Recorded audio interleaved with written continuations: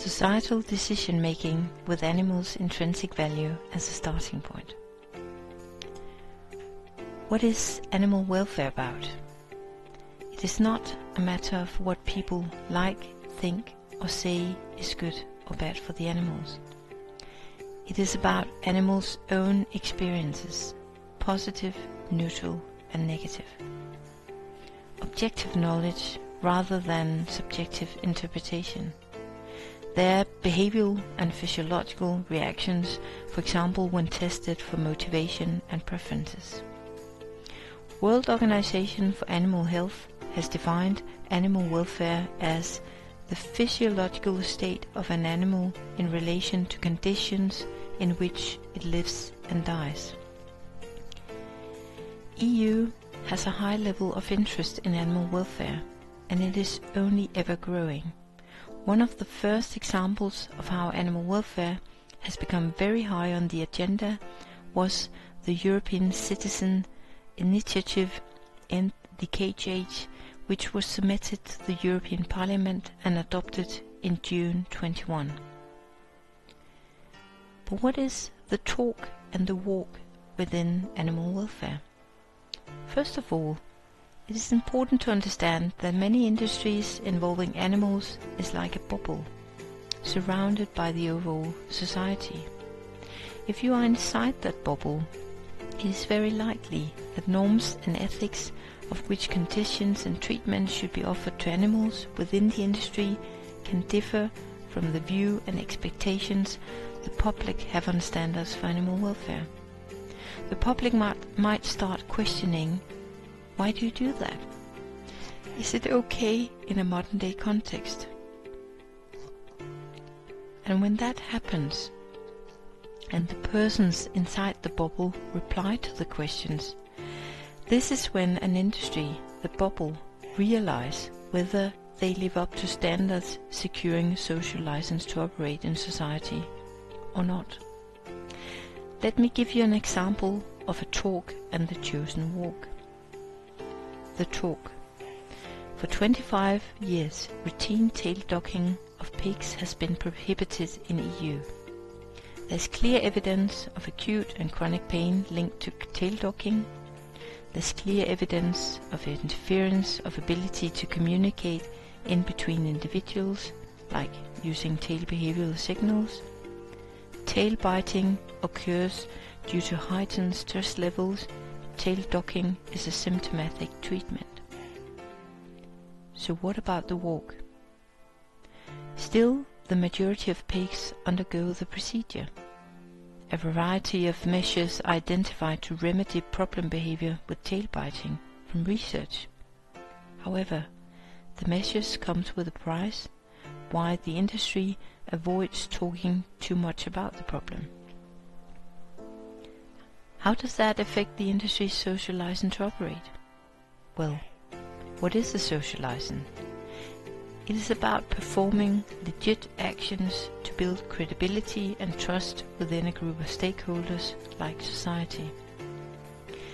The interesting thing about social license is that if you can maintain a level of actions yourself, where your ethics and values and ability to self-regulate is deemed responsible, then you are allowed a flexible room with less formal regulation, like on the left side of the illustration.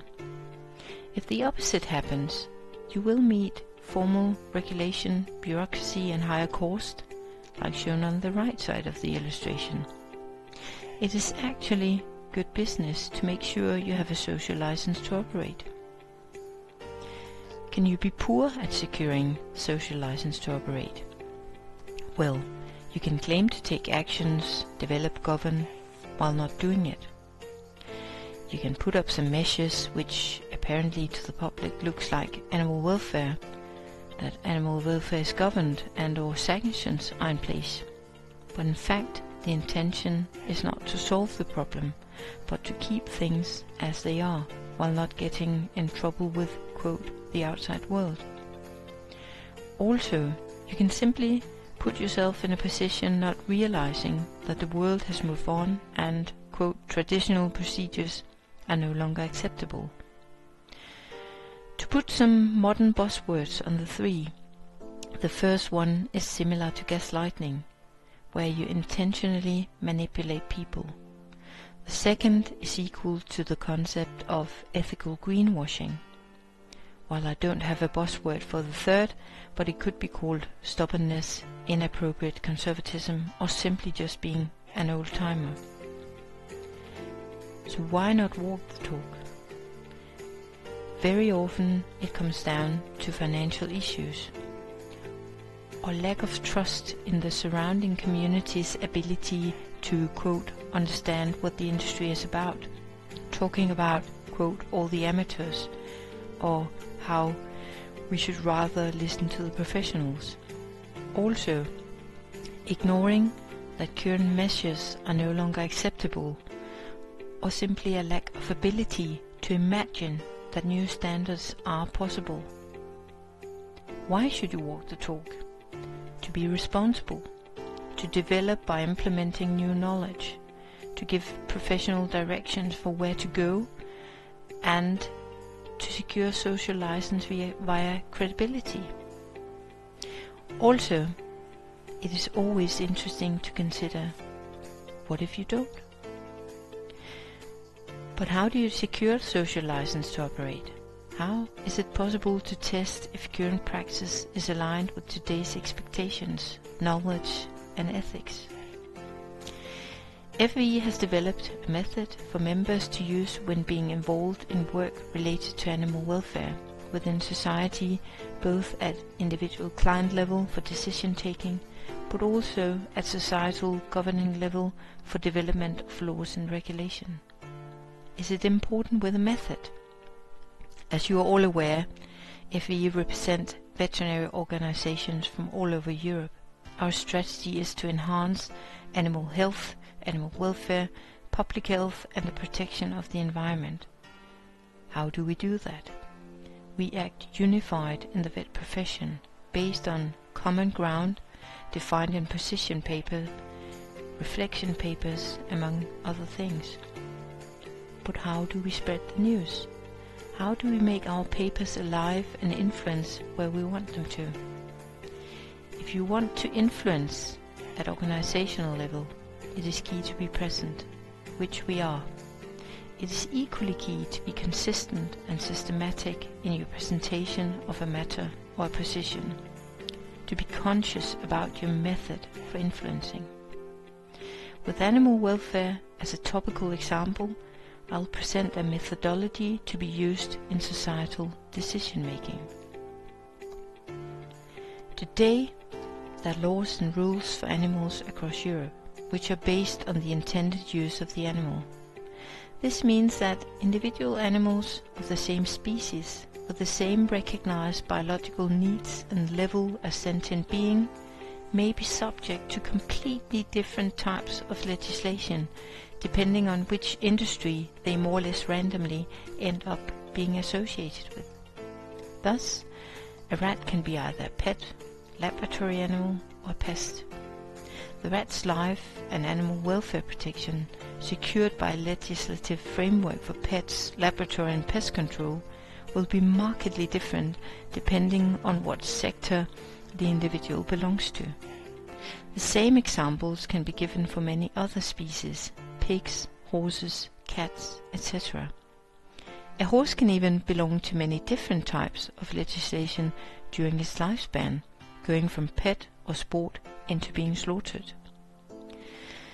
There's no doubt that society has and always will need to have legislative tools that can regulate the interaction in between animals and humans. The need may revolve around health perspectives, rats' potential entrainment of infectious agents which can be harmful to humans, the use of animals for the production of food for humans, One Health also, the fulfillment of human needs to keep pets or the use of animals in sports, the distribution and use of resources in between animals and humans may also be debated. Which ratio of wild nature should be allocated in society? Which animals should be protected in the wild? and how can animal species be used to ensure, for example, greater biodiversity in nature? There are innumerable areas where human interaction with animals needs to be regulated. The traditional method for regulation in society has been taking as a starting point a given scenario or a problem, viewed from a practical perspective, including the intended use. Rules for pig production, definition of minimal animal welfare requirements when using animals for research in a laboratory, etc.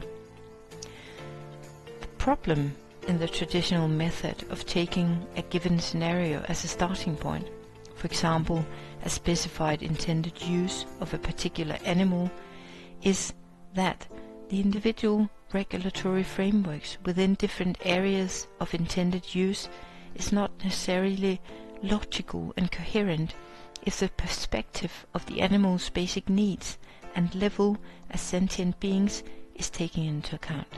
Today, it is no longer acceptable for society's handling of animals to be dependent solely on its value for humans. An increasing part of society views animals as entitled to a good life, regardless of human intention and purpose. Animal ethics and welfare is today a very significant factor in Europe and other parts of the world.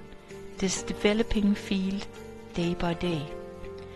Humans are gaining greater insight into animals' abilities to feel and act, which implicitly entails a duty to implement the knowledge in the way we interact and treat animals. Animal welfare is potentially a heated topic to include in any context.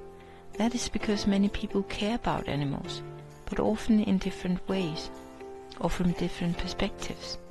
Ethos, pathos, and logos, Aristotle's three appeal forms, which can be translated into empathy, emotions, and evidence. An analysis of a current societal issue involving animals can be based on existing evidence, logos, where argument relates to the basic needs or known sentient levels of animals, but evidence is still only to be seen as a point of reference in a full perspective of an animal species' overall needs, and is therefore always supplemented with professionally qualified opinions, ethos. Additionally, emotionally based arguments, pathos, will also many times be presented as a viewpoint and can be included. The different types of arguments can sometimes be difficult to distinguish from each other, and it is very often difficult in between people to accept a logos or ethos-based argument if a person comes from a pathos-based argumentation. However, in an analysis of how to use animals, all forms of arguments are important to include, as they provide the overall picture that a society needs when it comes to making legislation that represents the total population of the society. The important part of a complicated process developing legislation involving animals and animal welfare is that all inputs are included in a transparent way, so the process is open and understandable to everyone. This does not mean that all input can be taken into account, but that it is clear and understandable why an argument is accepted or disregarded. Therefore, it is necessary to create a model for development of legislation that incorporates a consistent, basic ethical approach to animals. Here, it is logical to take the animal's intrinsic value as a starting point, followed by a step-by-step standardized process in which ethical and animal welfare considerations and factual/potential compromises are addressed transparently. All relevant logos, ethos, pathos arguments are included and analyzed. By doing that, a presentation of a given problem is obtained, where you start by a general assessment of 1. Is the purpose of the involvement of animals and/or the regulation of animals ethically justifiable? Step 1 should include an evaluation of the societal or individual significance, for example, the degree of societal harm caused, societal individual needs for a given purpose, production, research, sports, pets, etc.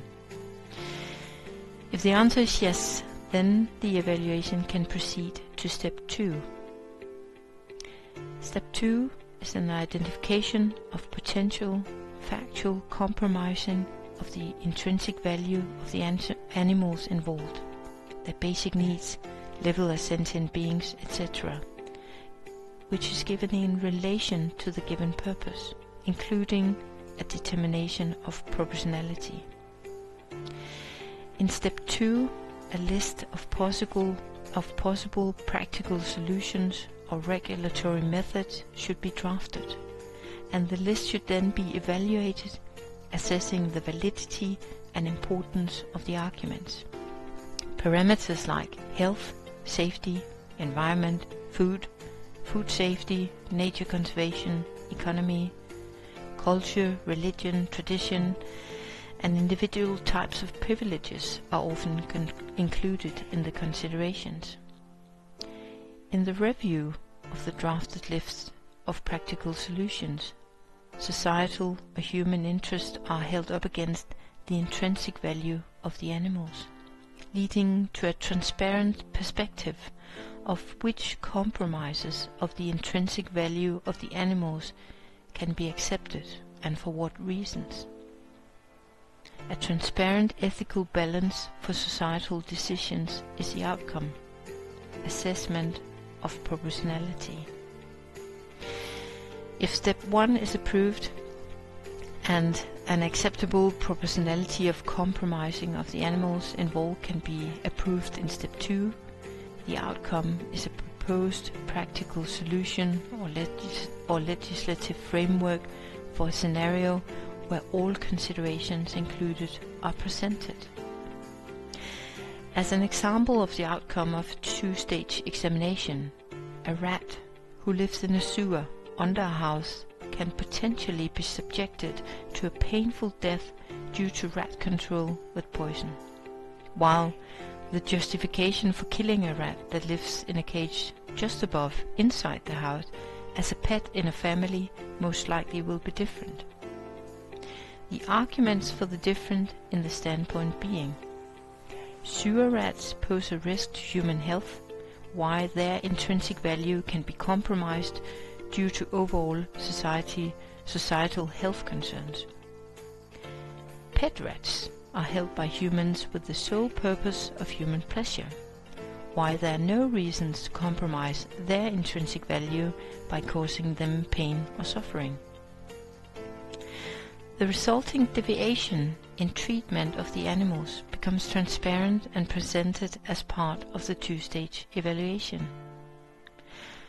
Following the ethical decision-making model does not mean that all arguments will be taken into account, but it becomes transparent what is accepted and disregarded and what level of compromise is considered acceptable for a given purpose at a given time. By maintaining a standardized model for all decisions, a consistent and logical framework for legislation involving animals will be created. At the same time, such a model means that after a period of time, decisions can be revisited and re-evaluated if any parameters have changed or the basic ethics of society changes. In that case, the ethical 2-stage analysis can be run again, and the outcome can lead to a given update of a regulatory framework. Also, the model will secure that if any framework is updated, it is possible to identify which other frameworks should also be revisited, for example, within the same animal species or across animal species, if a basic ethical consideration or parameter changes. Is it relevant to involve veterinarians in development of legislation involving animals? Yes, it is. Veterinarians are a profession highly knowledgeable about animal needs, well-being and welfare.